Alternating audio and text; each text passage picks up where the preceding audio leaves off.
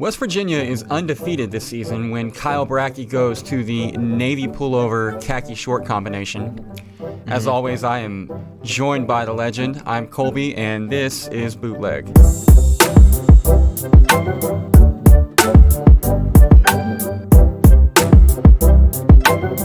On today's show, we're going to do what we do, make some picks. We got pretty good, very good dogs for you guys this week. Big bounce back week needed from yours truly, so I'll get to that. While everybody else is breaking down the top 9, Bratke is going to give you the bottom 9, which is incredibly interesting, believe it or not. And I am going to eventually equate Thanksgiving Day dinner items to members of the Dallas Cowboys. That's what I'm most excited for.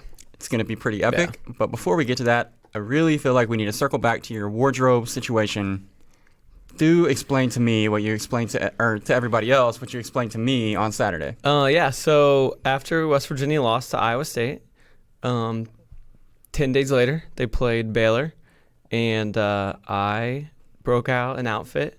It is a blue West Virginia quarter zip, khaki shorts, white high Nike socks, and then my low navy blue Nikes. Oh, so I undersold it. It actually is all the way down to the socks and the shoes. It's literally everything. The undershirt, the underwear, everything's the same. Wow. Okay? The underwear. Yes.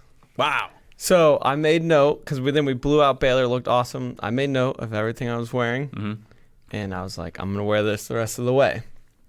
And the game here in Austin, it was perfect weather for that 2 weeks ago. Yep. But then last Saturday, it was kind of chilly. Yeah, it was 48 degrees in Austin on Saturday when I became privy to this information, and we were indoors, and I still thought you were insane. Yeah. Saturday, you will not be indoors. I will not be indoors. I will be in Stillwater, Oklahoma, T. Boone Pickens Stadium, and I'm trying to figure out what I can do, because it's going to be, I want to look up the exact temperature. Yeah, what is the daytime high? So the game's at 2:30.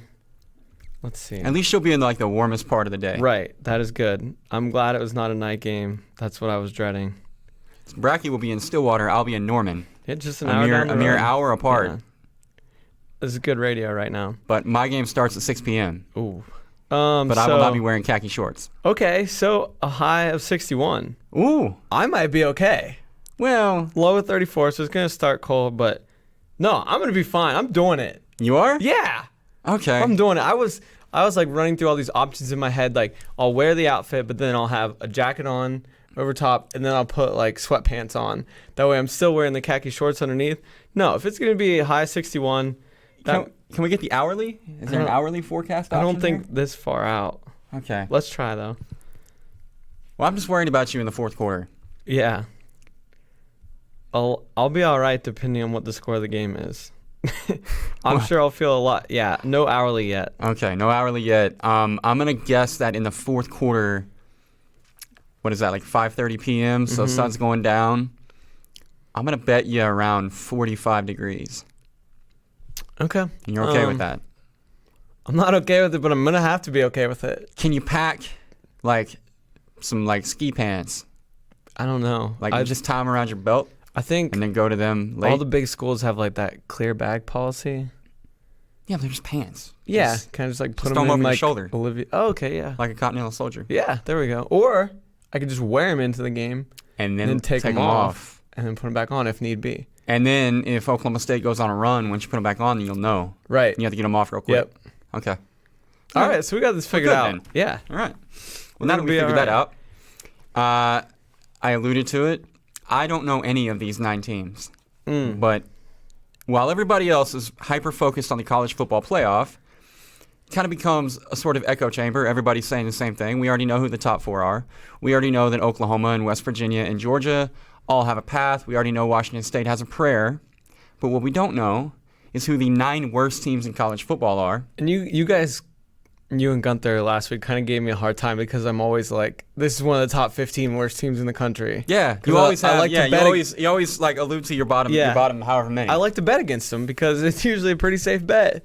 Okay. So now we can all use that. So yeah. Let us know. I did the research. These rankings are final. I'm sorry, there will be no adjustments to them until after game Saturday. But number 9, Bowling Green. Their only wins on the year: Eastern Kentucky and Central Michigan, who we will get to in a minute. Okay. With their worst loss is the 2-8 Kent State, who is also in consideration for this list. So number 1 will actually be number 129 or 130 or 130, number 130. Okay. Yes. So this is the 9th worst team in the country. Got it. And they're losing the Bowling Green Falcons, who already fired their coach Mike Jinks in the middle of the season, and now are coached by Carl Pelini. Average loss is by 24 points. Did they just Google available Pellinis for the interim job? I think he was actually on staff. I just know they like to Google yes, to find out who they should get to coach their team. Yes, for those of you that don't know, I believe it was Dino Babers who left that job to go to Syracuse. Sure. I'm pretty sure. I hope I'm not wrong. No, you're right. But he had a very high-scoring offense like he does at Syracuse, and the AD was like, we want to keep that up. So I'm going to Google the team who had the best offense in the country. Yeah. And it was Texas Tech. It's very in-depth. Right. So it was Texas Tech, like always. And it's like, okay, well, what guy on that staff can we afford? And it was like, okay, this like running backs coach who'd never been a head coach or ever been to the state of Ohio before. Perfect. It worked out just as well as you'd think it would. Unbelievably. Yeah. It didn't go well. Right. So they're a mess. And they won MAC win. That's never good because MAC teams just take turns beating each other. So if you can only beat Central Michigan, who we'll get to in a minute, that's really bad. All right. Moving on. And this is pretty rare, I would say, to have 2 Power 5 teams back-to-back. I feel like mostly it's Sun Belt, MAC, Mountain West, all those conferences combined. But first one checking in from the mighty Big Ten, Rutgers. They won their first game of the year against Texas State. Things were looking good in Piscataway. And then have proceeded to lose 9 straight games. They lose by 25 points a game and still have Penn State and Michigan State to close the year. Oof. Yeah, so they could move up on this list or down, whatever way you want to look at this. They are the 8th worst team in the country right now. They also last week or 2 weeks ago had a player arrested for a double homicide plot. So things are really bad. Also, I think it was after the game, Harbaugh messed up their coach's name. That was sad. Yeah. I felt really bad. He called him by the wrong first name. Yeah, what do you call him, Rob? Yeah. I think it's Kyle Ash. Chris. See? Maybe? Whatever. Let's look it up. Coach Ash. That's what he should have gone with, is Coach Ash. Yeah. You know his last name. Chris, you're right. Yes. So I messed it up. I apologize.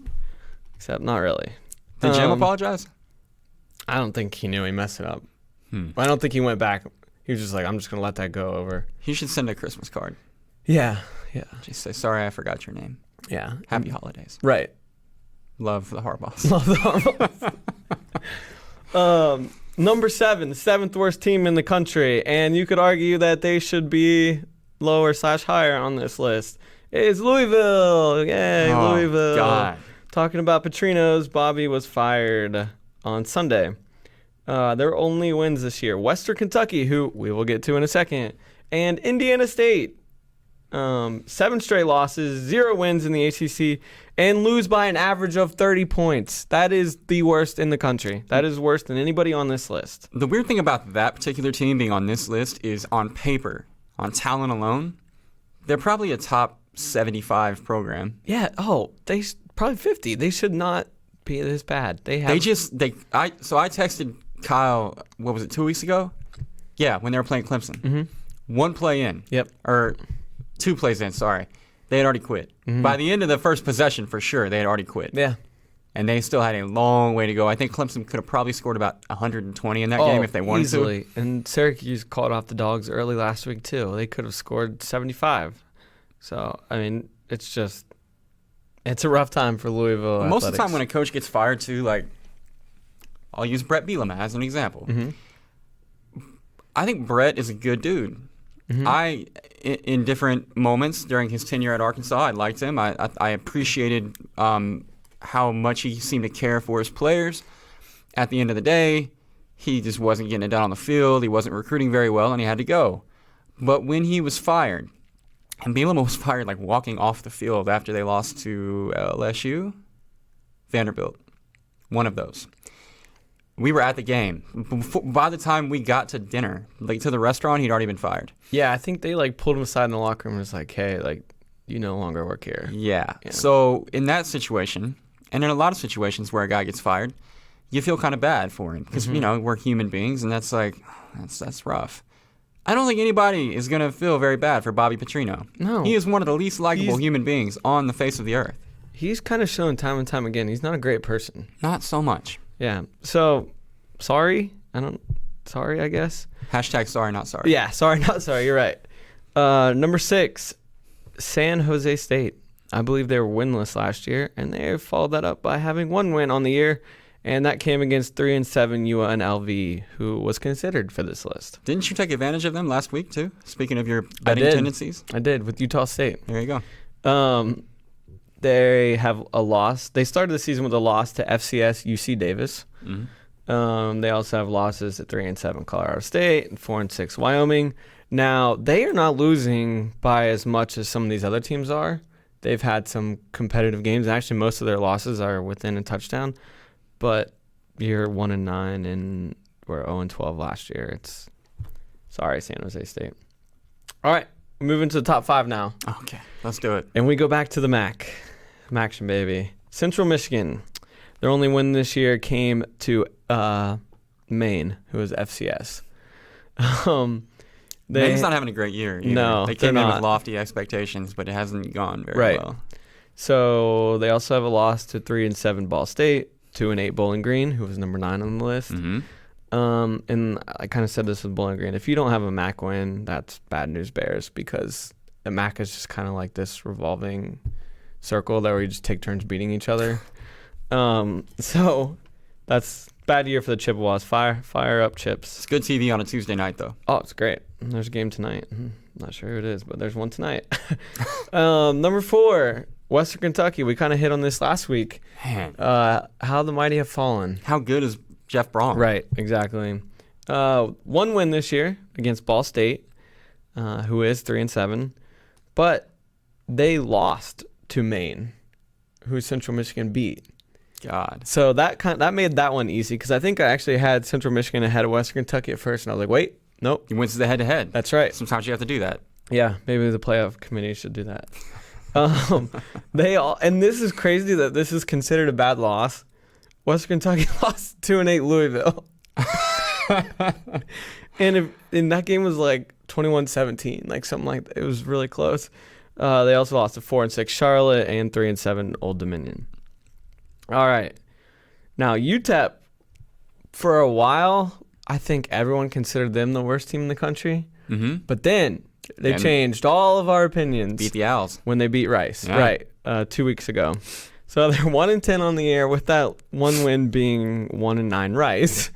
They lost to Northern Arizona to start the year. They also have a loss to 3-7 UNLV and 3-7 UTSA. Damn. Yeah. This one, going up to the top 2 now. I originally had UConn number 1 until I really dug into the stats. But UConn's only win is a 56-49 shootout over 5-5 Rhode Island. That is their only win on the year. Wow. Their average margin of defeat is 29, and they've given up at least 49 points in 8 games. Also, the SMU game, was it a week ago? Yeah. 62 points by SMU. I'm pretty sure it was a school record. Jeez, it's not good. It's not good. I mean, if you just, I don't know, they give up points every single way possible. Well, why limit it? Randy Edsel, just stop coaching. And then number 1, the worst team in college football, the Rice Owls, right down the road.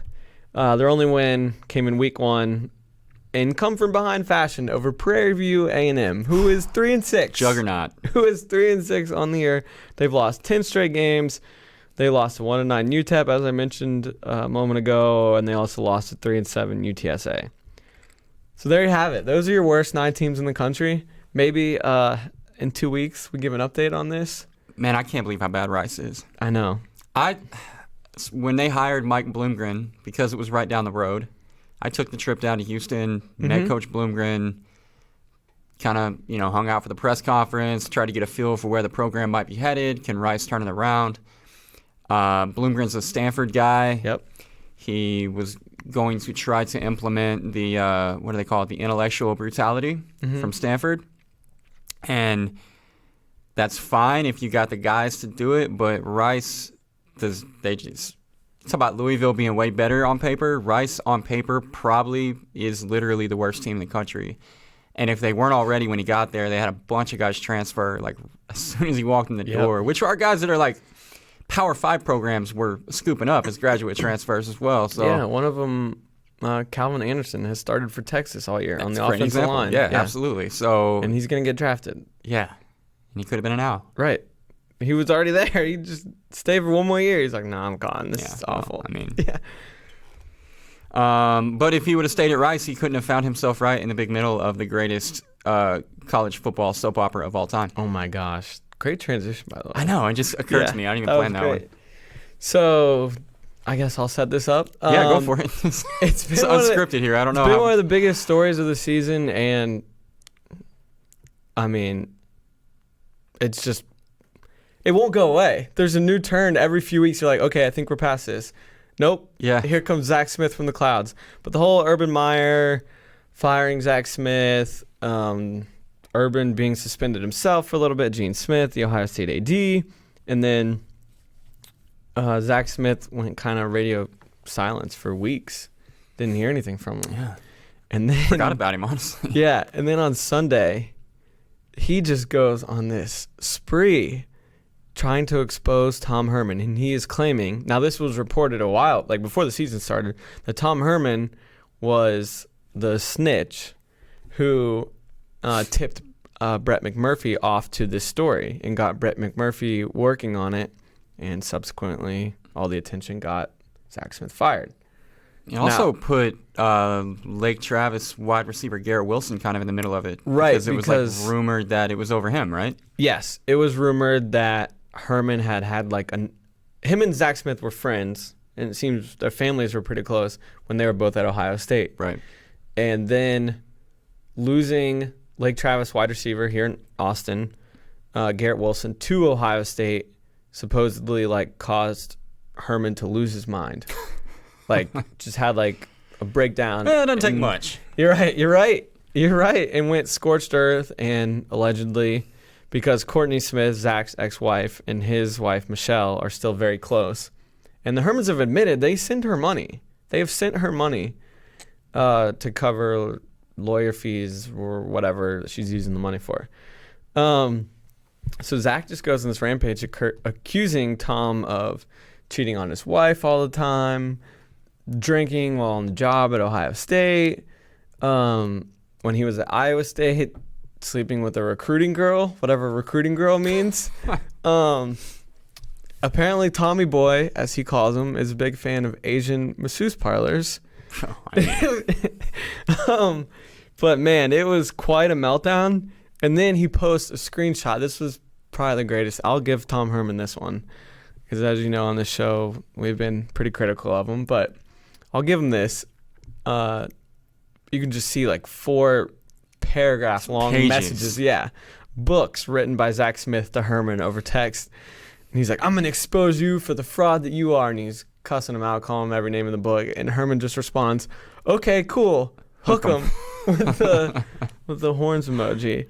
Wait, what did he? Was it? Or it was up. It was up. Okay. It was up. Clarify. Zach Smith should have taken a picture of himself. He should have. Like this oh back. My God! If you wanted to really trigger Tom Herman, forget telling him about how he's going to run his life. Right. All he really needed to do was just take a selfie. Yeah. With the upside down horns. And now Michelle Herman's made like her Twitter profile like, okay, cool. It's like her bio. Yeah, her bio. Yeah. Oh my gosh. Also, she doesn't even really tweet. I was looking at that last night. Like all she really does is retweet stuff. Tom doesn't during the year either. Which some coaches are more active on there than others. But I don't know what. I haven't seen any comments from Herman on this, and I imagine he probably won't. No. Especially with Iowa State coming to town this week. But just the story keeps on getting weirder and weirder, and I don't really know what like motivation Zach Smith would have to lie here. I mean, he's made himself look like an idiot. I understand that, and if you don't want to believe him, like, that's fine. And I'm probably skeptical of some of the stuff he's saying too. But at the same time, like, I don't know what his motivation would be to do this if he was just making it up. I don't know. I can't really get any sort of a feel for this guy. I mean, I was really angry for no reason, really. Like, I don't know why. I don't care about Ohio State football, but like, I was very angry about Urban Meyer, like, keeping someone like that around just because, like, why would you put your career and your program at risk with a guy like that around? But the more that everything develops, the more it just seems to be pretty clear that the reason that he was able to stay on Meyer's staff for the length of time that he did was just that he knows where all the bodies are buried. Yeah, he knows a lot, apparently. So if you're anybody who's ever been friends with or coached with him ever in your life, it's got to be a pretty...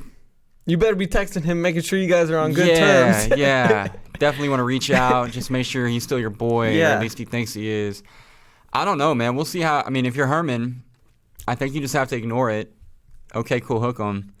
And then just hope to God that nothing sticks. Right. Because right now it's just like he said, she said stuff. Yeah, I mean, Zach Smith in the audience of basically all college football fans, no one's gonna. I don't know. I mean, he goes on with Dan Dockich today. Yeah, I think it was today at 1 p.m. I mean, I guess we'll see what comes out of that. But I just can't really see anybody really giving him any credibility. Right. With anything that he says, it would probably take another person coming forward and corroborating what he is saying. And in any case, as long as Tom Herman isn't in violation of NCAA rules. Well, that's the thing is, like, is it morally wrong? Sure. But, like, what has he done that's... When his ride or die is putting, okay, cool, hook 'em in her Twitter bio, I mean, it feels like he's on the up and up there. Right. Now... Maybe that's just for public. Could be. Yeah, it might be. He might be sleeping on the couch right now. He might be sleeping in the football offices. Yeah, or that, sure. So you might want to swap his couch in his office in for a pullout. Yeah. But yeah, it's man. It's been entertaining. I'll tell you that. It's been something. I don't know. I've at no point have I really been able to like wrap my mind around any piece of it, aside from the fact that Zach Smith is just not a dude that I ever would want to cross paths with. Yeah, and he claims that the reason he went off on this rampage was he finally got confirmation that it was Herman who went to McMurphy with all these reports. Mm-hmm. And now, don't remind him that he put himself in this position by putting his hands on his wife, because he's pretty sure he didn't. Pretty sure he didn't. Pretty sure I didn't, Chelsea. Okay. What do you want to do now? I think you should tell everyone what Thanksgiving plate the Dallas Cowboys are. I would love to, actually. This is the greatest idea I've ever had. And I've had some pretty good ideas, but this one, maybe the best ever. I was sitting at home last night, and I was thinking about Thanksgiving dinner, because it's only 2 weeks away. You're very excited for this. And it's one of the best days of the year. One of the best meals of the year. Can't wait. And then I started thinking about the Cowboys, because they play on Thanksgiving Day. You're going, right? I am. I'll be in attendance for the game. Very excited. I've never been before. I've always wanted to go, kind of a bucket list type of item. So, yeah, we're going to go. And so I'm thinking about Thanksgiving dinner, and I'm thinking about the Cowboys, and then my brain put them together. And all of a sudden, I had this epiphany. If every Dallas Cowboy player was a Thanksgiving Day dinner dish, I love it, food item, what would they be? So I made a list. The only thing I can't decide is if I should start with the top, the most important, or at the bottom. I think you should honestly start at the top. Okay. Because I feel like the first thing that you're going to talk about kind of sets up the rest of the dinner. You know what I mean? You're right. Okay, so very clearly the number one food item is turkey. Some people like turducken, but we're going to go turkey here to keep it simple. Come on, go turkey. The turkey is quarterback Dak Prescott, because when the turkey is good, it's really damn good. But turkey can be a fickle beast. Turkey is kind of complicated to prepare. Any misstep in its preparation, and it'll come out dry, which is terrible. that requires copious amounts of gravy or whatever else to just try to make it palatable. Right. And at the same time, when it's properly prepared and dressed for success, the turkey is the focal point of the meal. The turkey is the star. Even when it's done correctly, though, everybody has a certain part of the turkey they like. Mm-hmm. Some people are dark meat folks. Some people, I don't know who they are. They're terrible people, but they're white meat folks.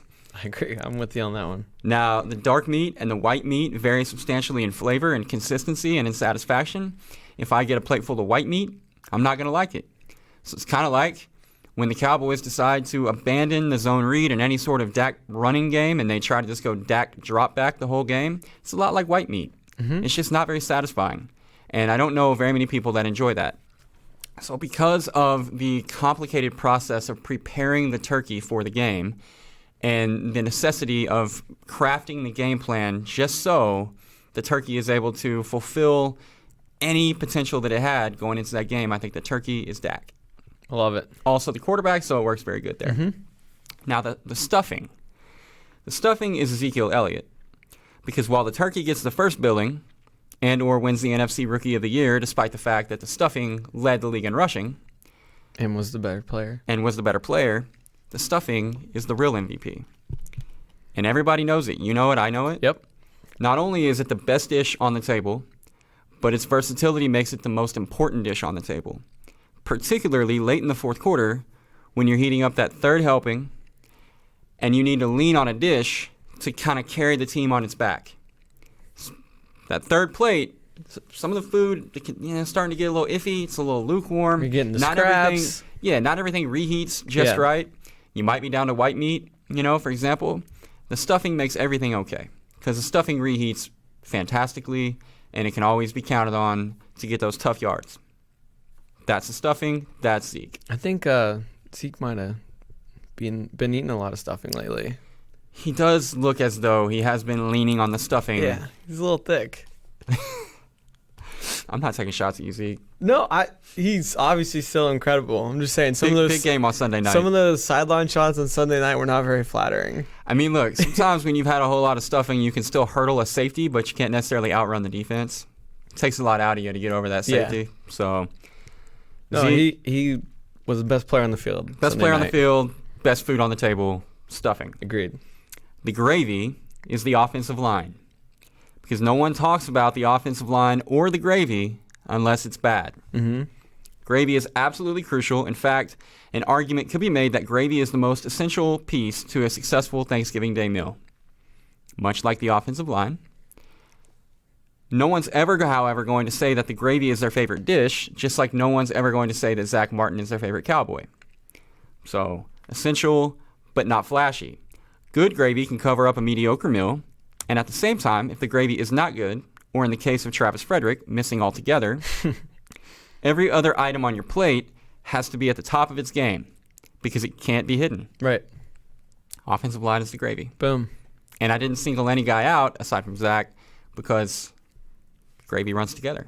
That's right, it does. This is great. I know.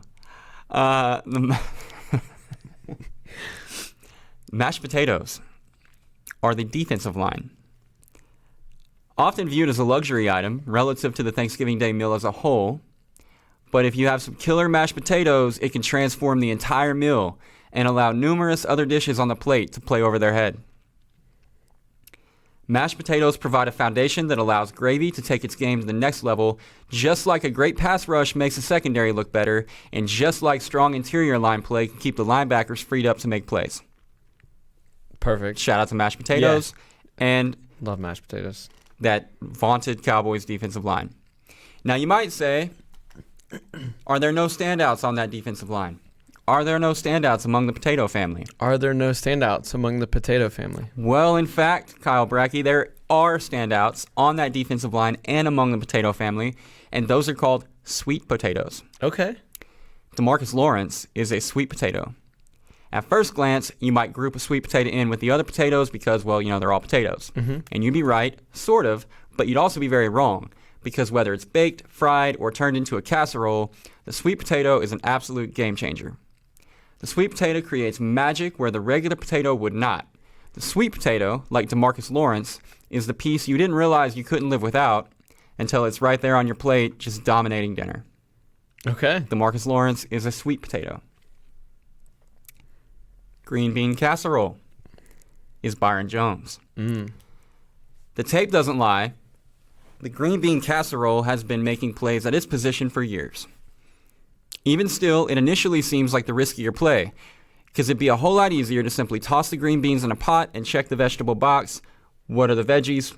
We got green beans. Okay, cool. Now we can focus on the turkey and the stuffing and everything else. Veggies are just kind of a thing that you toss in there. Can easily be overlooked. Absolutely. And, even an average green bean translates pretty well as a standard Thanksgiving Day vegetable, just like a first-round cornerback translates just fine as, say, a plug-and-play safety. But if you'll just let the green bean casserole be a damn green bean casserole, then instead of just being a guy, it can be the guy, which is what happened with Byron when they put him at cornerback, which is what he was drafted to play, and now he's arguably the best cornerback in the NFL. Byron, green bean casserole. From now on, when I see these players, I'm going to think of the food too. You know what? I hope so. If so, this exercise is well worth it. Next on the list, we have rolls. Okay. The dinner roll, right? Who is the dinner roll? Amari Cooper is the dinner roll. You might be able to convince yourself that you can do without a dinner roll. Just bread after all, spread some butter on it, a little slice of, I don't know what kind of bread do you eat. We go Miss Baird's. Yeah, sure. So slice of Miss Baird's, same thing, right? It'd be a mistake, though, if bread, you did that. Well, some people think bread is bread. Jerry and Stephen Jones might have just thought bread is bread. But they were very, very wrong. The roll makes everything better. The roll spreads the field. The roll demands attention. The roll transforms ho-hum leftovers into a premier meal that an argument can be made is actually better the second, third, and fourth time around when you make a little Thanksgiving sandwich, the turkey, whatever, and then the roll on the top of it. That is oftentimes better than the actual Thanksgiving Day meal was the very first time. So, Amari Cooper. I love it. Is a dinner roll. Cole Beasley is the corn. On its own, corn is a below-average dish. Nobody's checking their plate to try to find the corn. Nobody cares. But corn is actually an excellent complementary piece that can make the whole meal better. It goes great with turkey, Dak's safety blanket, but plays an entirely different role than the roll. Oh, I see what you did that there. Was good, right? Yeah. Cole Beasley is the corn. Macaroni and cheese, mac and cheese, is Jalen Smith and Leighton Vander Esch. Okay. Apart, both macaroni noodles and cheese are great. But together, those two ingredients become one of the best, most exciting linebacker duos in the National Thanksgiving League. I see what you did there. Two things left. Okay. The first of which is cranberry sauce. Cranberry sauce is just whoever's lining up at tight end for the Cowboys. It's a revolving door. You know for a fact that it's going to be the worst thing on your plate. You know it because it's that way every year. Nonetheless, you spend the week talking yourself into it. I got to have it. It's part of the meal. Adds color to the plate. Whatever the reason that you feel like you have to have the cranberry. And yet, on game day, you almost forget about it entirely. Eventually, you include it out of necessity. But when you do try it, you're reminded why you didn't really want it to begin with. Yeah, I usually skip the cranberry sauce. Yeah, well, the I'm Cowboys be honest. have skipped Ever the tight since end position Jason since Jason retired. Yeah, the which booth. hasn't worked out well for either party. Maybe he should retire at that. So. And last, but not least, the pie, which initially it was dessert, but then I was like, what desserts are really like Thanksgiving staples? It's pretty much all pies. Yeah. The pie is Tavon Austin. I love this. Because whether it's pumpkin, pecan, or otherwise, without it, the Thanksgiving Day meal goes off without a hitch. You could have the whole meal, go back for your seconds and your thirds, pass out on the couch, and you never really would miss the pie. But when you get the pie, when someone, especially if it's a homemade pie, for those fleeting moments while you're enjoying that pie, you think to yourself, wow, this is incredible. I love pie. We should have pie more often. You should have pie every day. But you won't. No. Pie is very elusive. It's hard to keep in the starting lineup. It's hard to keep healthy. And it's hard to get the ball to for whatever reason. This has been the one year Pie has struggled to stay on the field. Yeah, but even on the field, the pie has not always produced at the level that you would expect. Apparently, more is not always better. Yeah. Or maybe it is. We should just eat pie all the time. I don't know. And that, ladies and gentlemen, concludes our Dallas Cowboys as Thanksgiving Day dinner dishes. That was really good. Appreciate Seriously, it. Appreciate it. I think you surprised yourself when you started in on this. I did. I had no idea that it was going to be that much fun. That was great. I think you're spot on with a lot of those things. And I originally, when I was like thinking of this in my head, I had guys at different places, but then like hearing your rationale behind it makes perfect sense. Yeah, well, I mean, it's not an easy thing to do, but pros pro can figure out how to equate Ezekiel Elliott to stuffing. For sure. So that's why we have a show. Mm-hmm. That's why we have a you don't get this anywhere else. A world-renowned show. Award-winning. The one and only Bootleg. And with that, I believe we can just go right into our picks. Let's make some picks. I don't have a super great transition for that. I know I've been doing good with those today, but I'm kind of fresh out. Well, that was a little treat for the people, and this can be a little treat to their wallets. Ooh, okay. Good work. I will start. Pretty good week last week, and we're looking to keep it rolling this week. We'll start with Army, who is just running over people. I like Army. I've been on Army a couple of different times this year. 11-point favorites.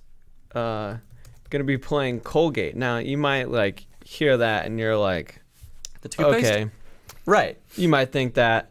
But no, they're not the toothpaste. They are a very good FCS team. How good are they? They are undefeated. Oh, wow. And ranked 4th in the FloFootball, or 6th in the FloFootball FCS rankings. And that is very impressive. They have yet to lose this year. Well, guess what? It doesn't matter. Because Army, they don't match up very well with these FCS teams. The past 2 years, they have played an FCS team, and they have won by 58 and 57. Now, those teams have not been as good as Colgate, but the spread is only 11. And I just like Army to be able to run that option attack and just wear on Colgate. It might not be like right out the gates on top of them, 14-0, and then just run away with it. It might be pull away later in the game, but just give me those Army athletes to just wear down Colgate. It's an 11-point spread. I like Army to cover. They're 8-2 on the year. They look great. Almost beat Oklahoma. Thanks for the reminder.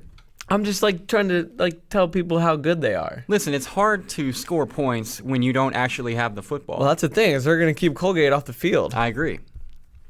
So, give me Army. There you go. Minus 11. Okay, I'm with that. Let's stay in that part of the country and go to Syracuse getting 9.5 points at Yankee Stadium against Notre Dame.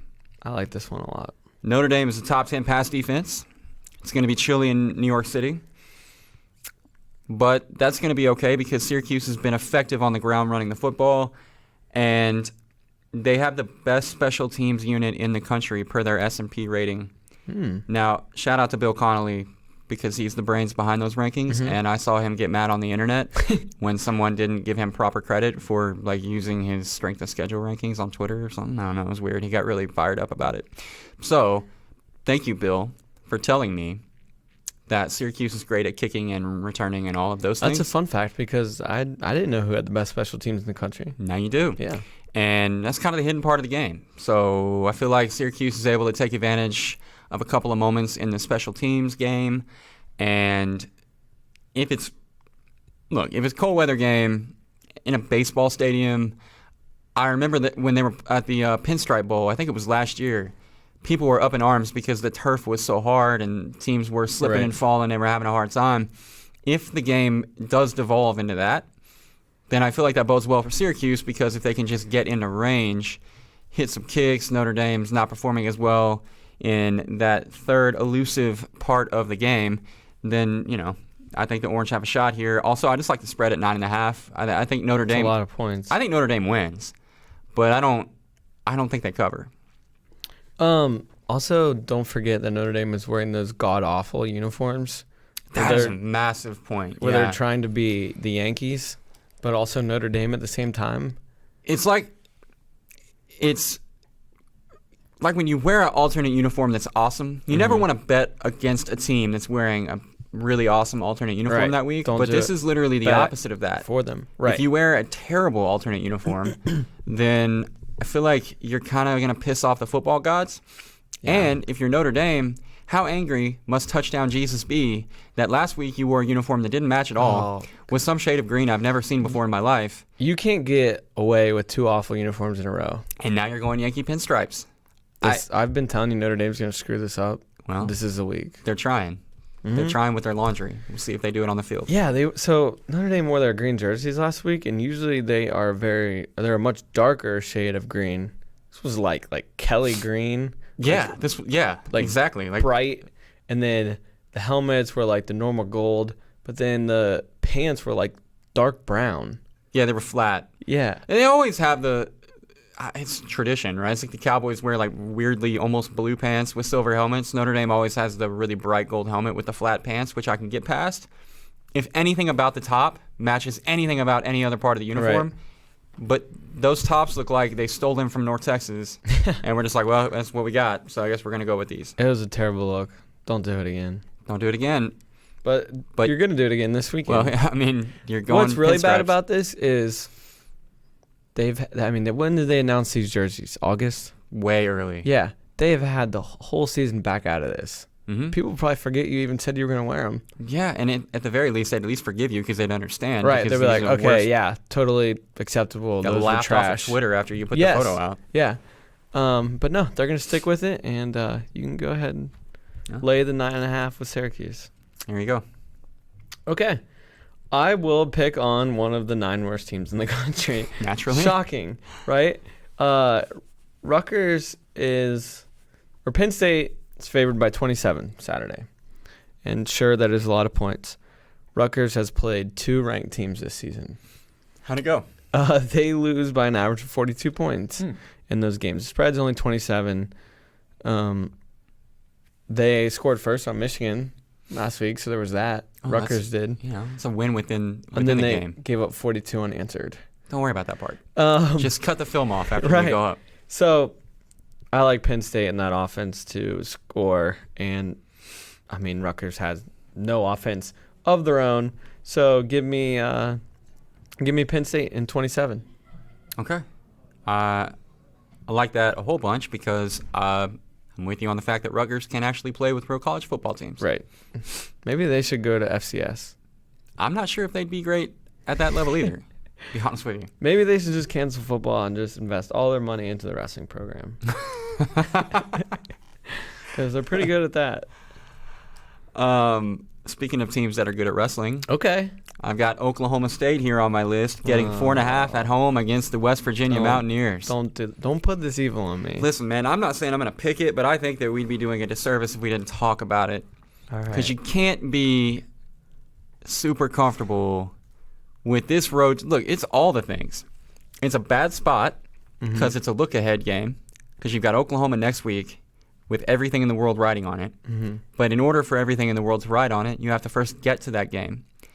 Oklahoma State is a pretty easy team to overlook because there's nothing that just jumps off the screen at you unless you're watching the tape of them playing Oklahoma, in which case Taylor Cornelius looks like John Elway. But if all other things being equal, they're just a team. You're not wrong. Here's why I will refute that. Although I am nervous. Don't get me wrong. I am nervous.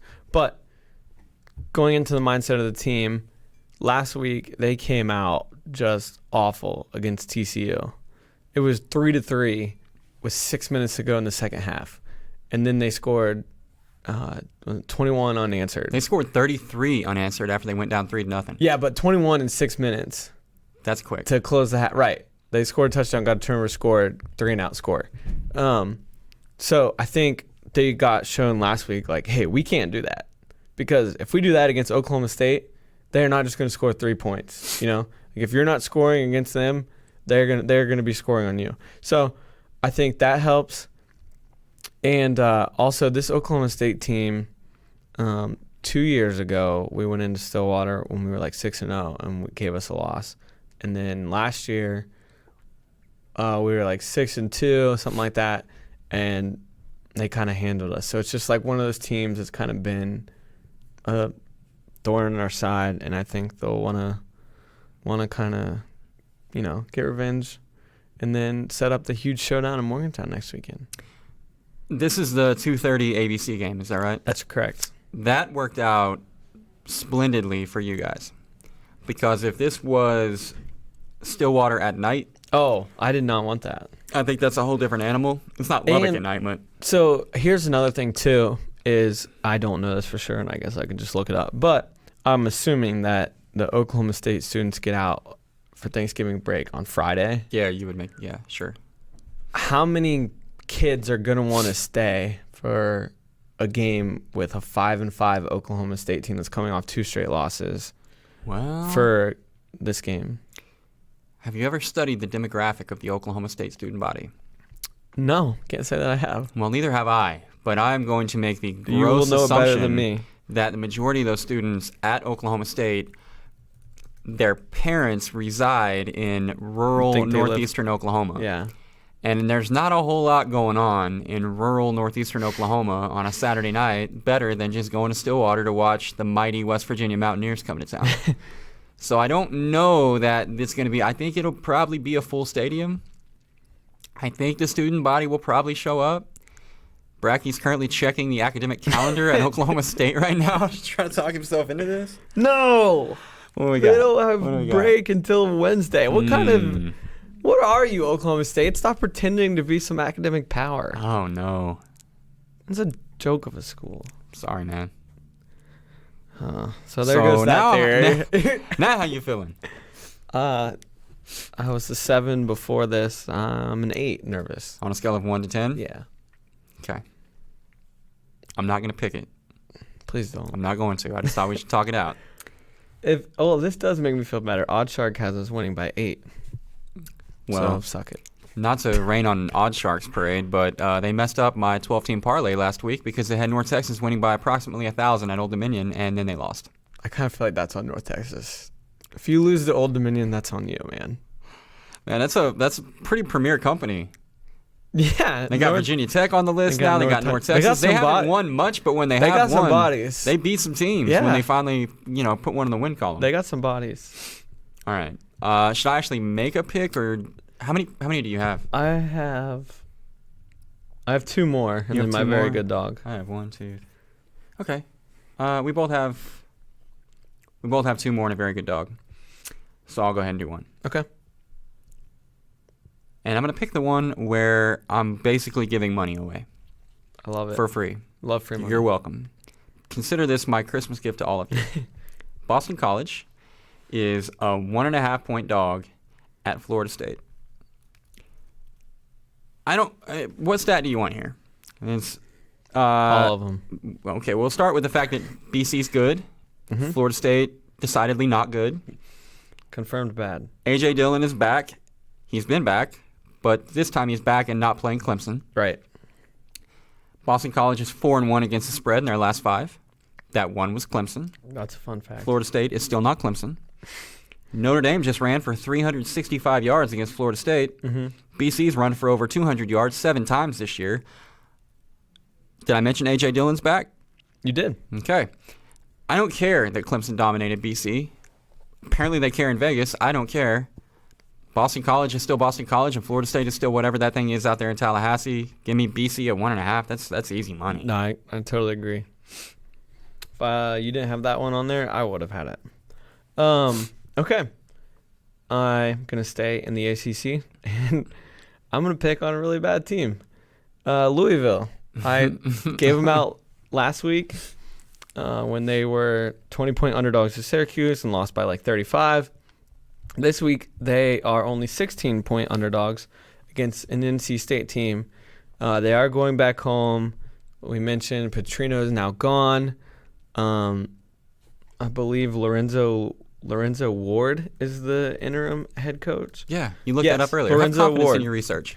I just want to make sure I got his name right because I messed up Ash earlier. He's been on the coaching staff less than a year.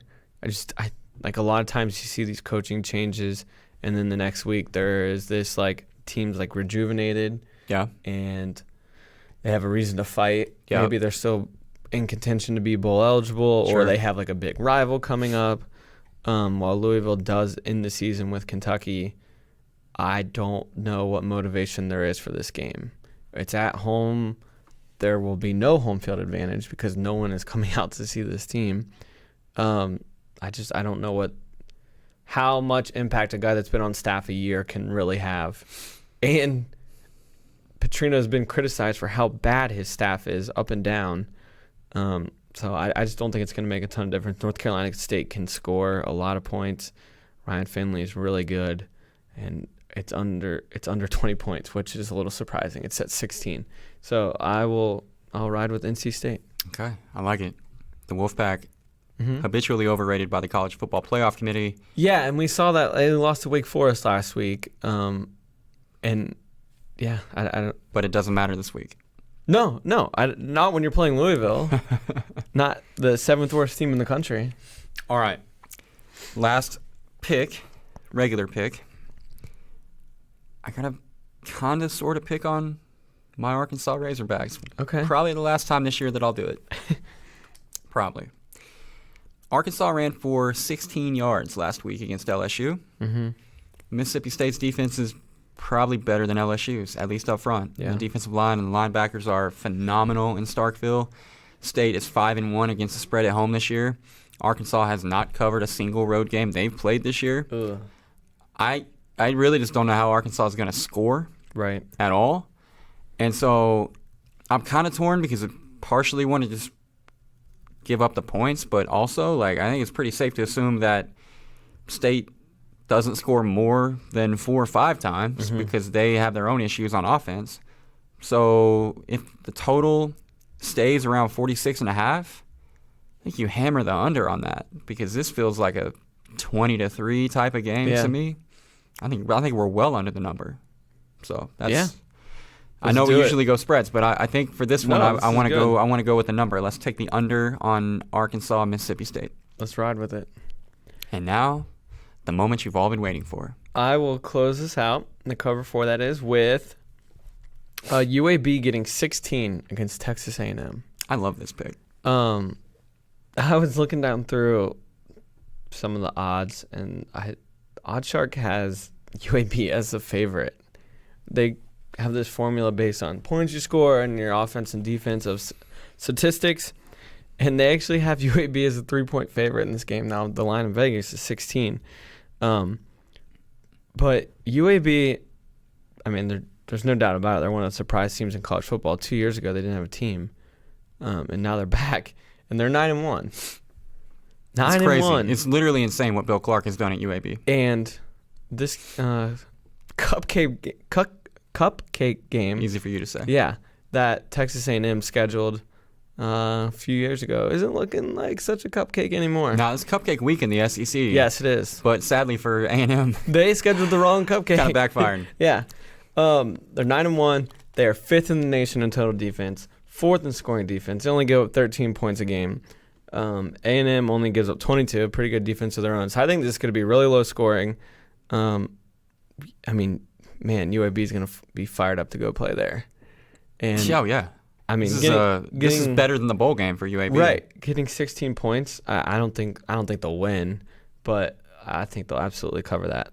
Love it. Love it. Okay, my very good dog, which I started to make a list of all the ways that I've just lost in heartbreaking fashion over the last few weeks. Was this the one that hurt the most? Probably. Mm-hmm. Just because there was no reason for it. Yeah. Yeah, I don't understand what is happening to Oregon. I don't at all. So Utah didn't have their starting quarterback or their starting running back. Oregon had all the reason in the world to come out motivated, and yet Utah pretty much dominated them. Mm-hmm. So sorry about that one. But this one, can't miss. Guaranteed. Okay. You ready? Yeah. Minnesota. The Gophers. The Gophers. Row the boat. They're getting 2.5 points at home against Northwestern. Here's the deal. A week after they fired their defensive coordinator, Rob Smith, Minnesota's defense pretty much dominated Purdue last week. And this is a Purdue offense that's done some things.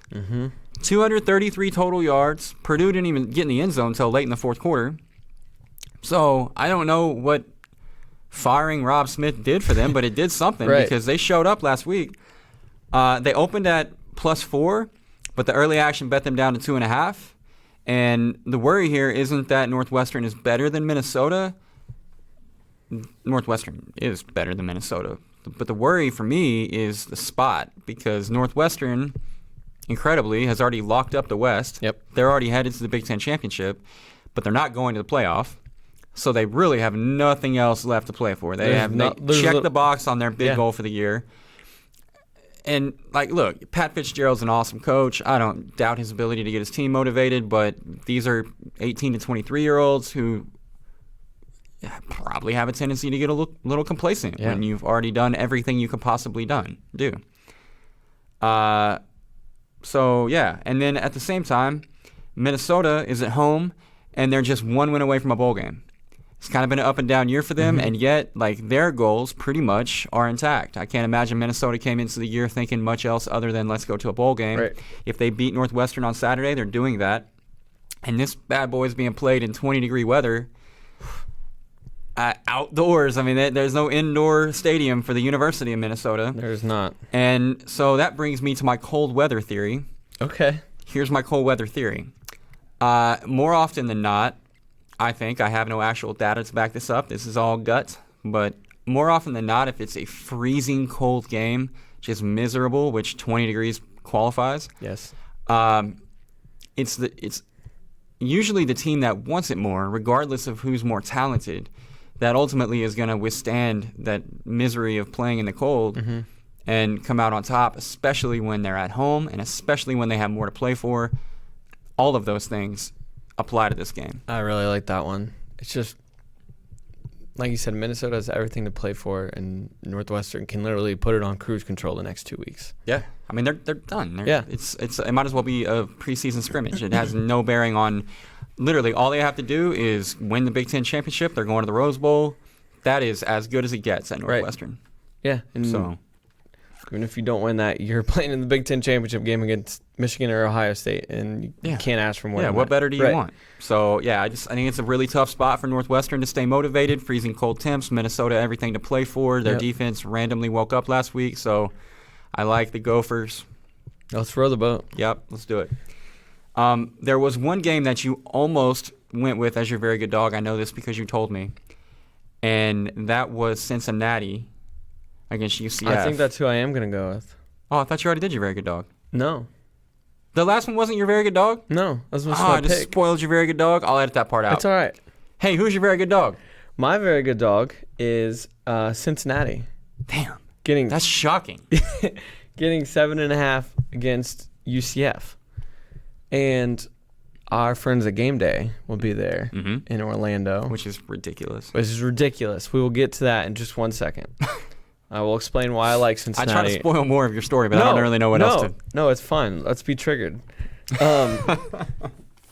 Cincinnati is 7th in the nation in total defense. They only allow 14 points a game. Now UCF is 8th in scoring offense, 44 points a game. So something will have to give. Something will, in fact, have to give. But I don't know.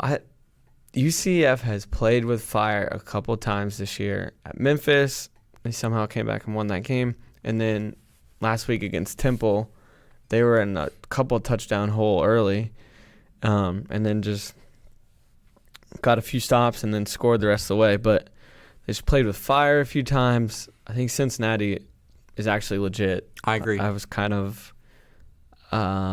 wary of them earlier in the year, but I'm no longer. I believe in them. And I don't know. I like Cincinnati to go down there and give UCF. Wouldn't it just be so poetic? It would be amazing. With Game Day there. Now let's talk about that real quick.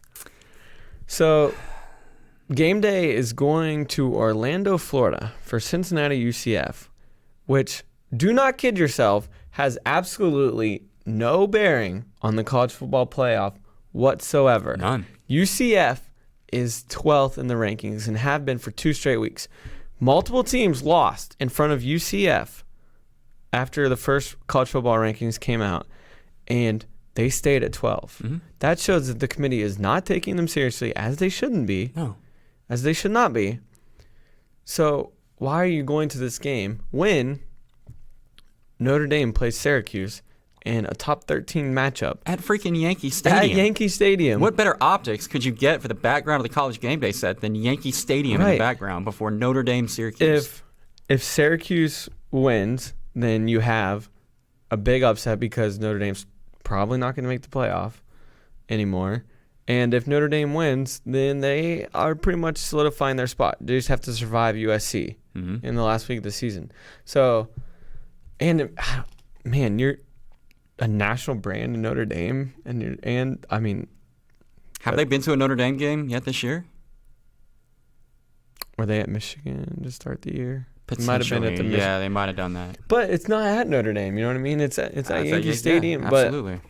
And I know they don't love doing game day at pro stadiums. right. Like even the TCU Ohio State week, they actually did it on TCU's campus.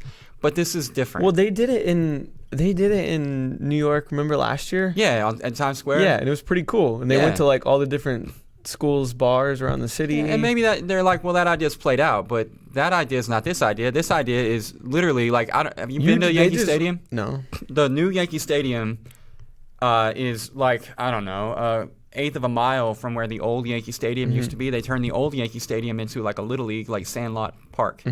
Set the game day setup in the outfield of that field. Use that for all the fans, and you have Yankee Stadium behind it. Right.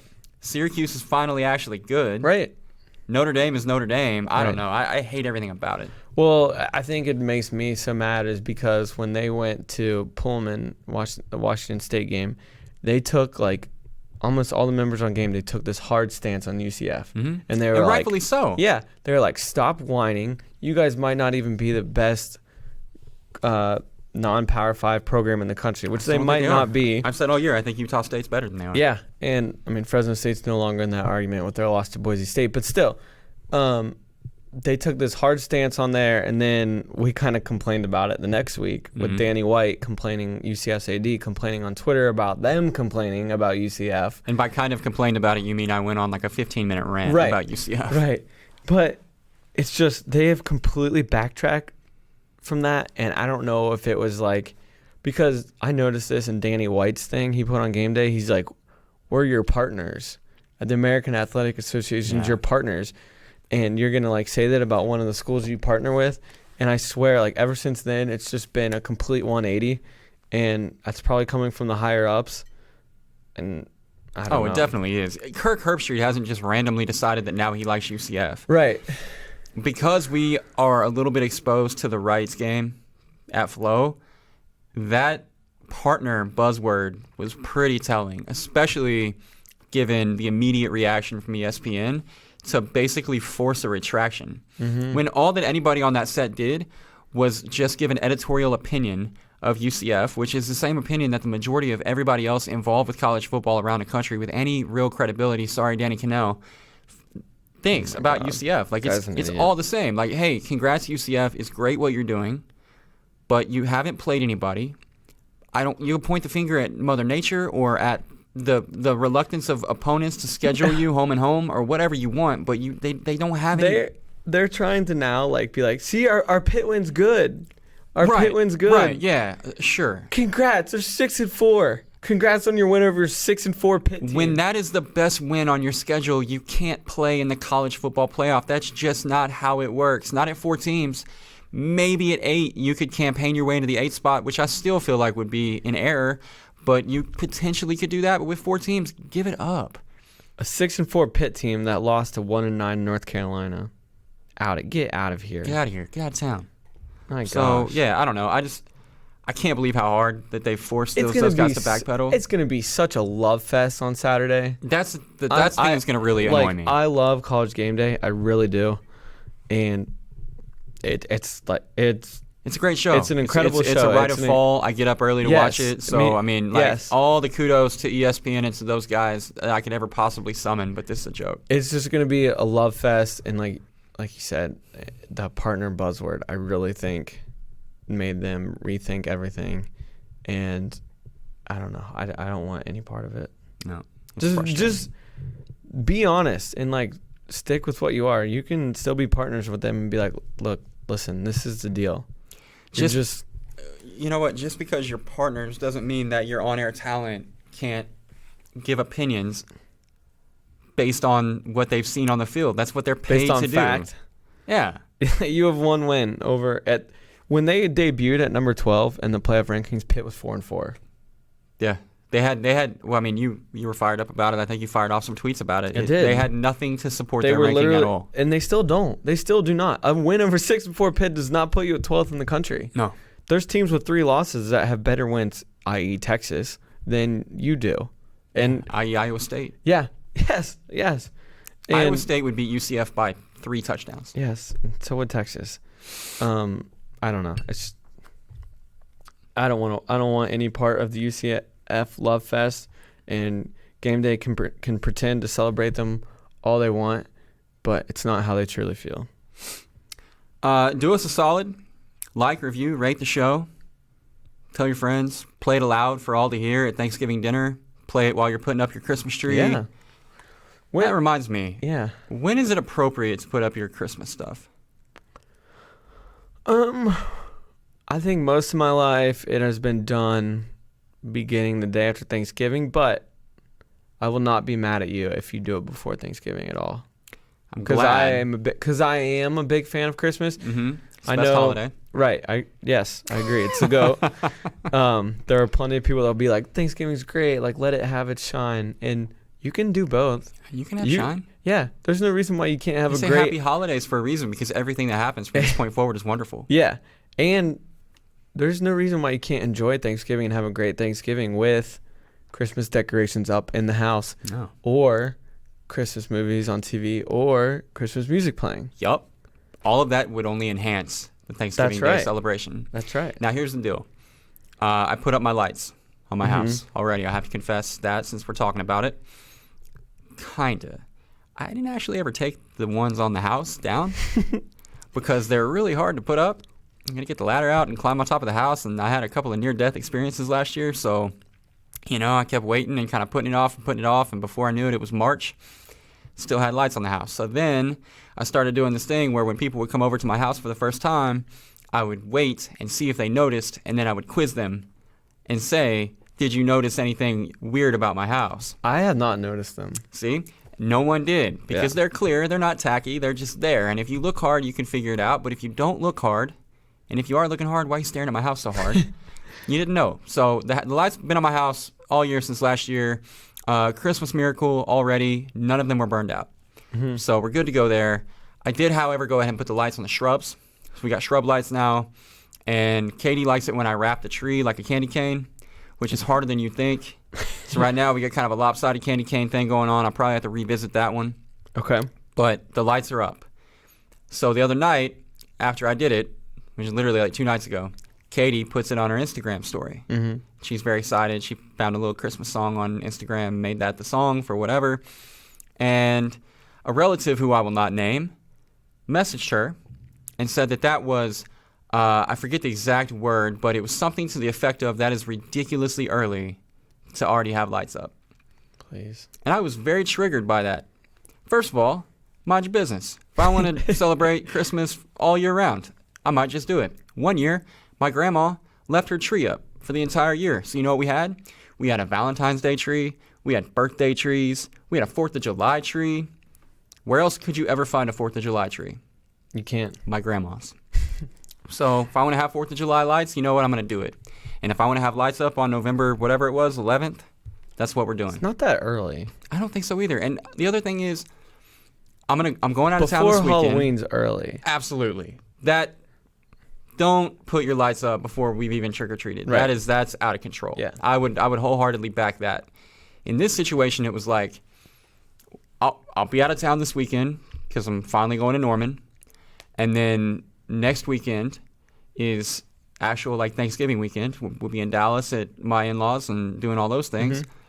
So we were not going to actually be able to even begin the light decorating situation until like the 25th of November, which is fine. Like, that's pretty standard. But I just wanted to get it out of the way. Yeah. And you know what? I might be also driving around town listening to the Christmas Carol station on Sirius Radio. I'm cool with that. But you know what it does? It puts me in a great mood. That's all that matters. I'm in the spirit already, and it's like mid-November. Who cares? Silence the haters. No doubt. Now, I'll tell you this. Home Depot did not agree because we actually tried to go get a tree the other night, too, and they didn't have the trees up yet. That's messed up. Yeah, it kind of put a damper on the old Christmas spirit. I bet they live by the Thanksgiving rule. Well, as a retail shop, that's stupid because Hobby Lobby has had their stuff up since like June. All right, we good? We forget anything? I'm just really glad that I was able to get that off my chest. I'm good. I agree with you. Anytime after Halloween, I'm fine with. Okay. All right. Well, that's November 1. Do whatever you want. There it is. That's the rule. Confirmed. Kyle Bratke. Confirmed. Everyone else? Post-Halloween. Sorry about it. Okay. Sorry, not sorry. Hashtag sorry, not sorry. That's right. Okay, cool. Hook 'em. Next week, we're not doing a show because, we believe in the sanctity of Thanksgiving. Mm-hmm. So we're going to be eating a lot of turkey and dressing and Ezekiel Elliott's. And it might be best, too, that we don't do it because it's Oklahoma-West Virginia week. Also true. Here's the thing. We'll be back the next week. Maybe. Depends on if our friendship is able to endure OU West Virginia Part 1. But if it does, then that's when we could be back in 2 weeks previewing a West Virginia Oklahoma Big 12 championship game while also recapping a West Virginia Oklahoma final regular season game. Unreal. And now you can say that this serendipity of sorts is not happening because Kyle and I share a show, but I would say, when has it ever happened before? Riddle me that. So, yeah, basically we're the reason that Oklahoma and West Virginia are enjoying the year they are. Good, yes. And we're the reason that we're going to have a back-to-back Oklahoma-West Virginia battle royale for hopefully a playoff spot. I'm a big science guy. I didn't think about that. But now that you mention it, it's totally going to happen. Yeah, has to. Okay. Yeah, all right, great. So, see y'all in a couple of weeks.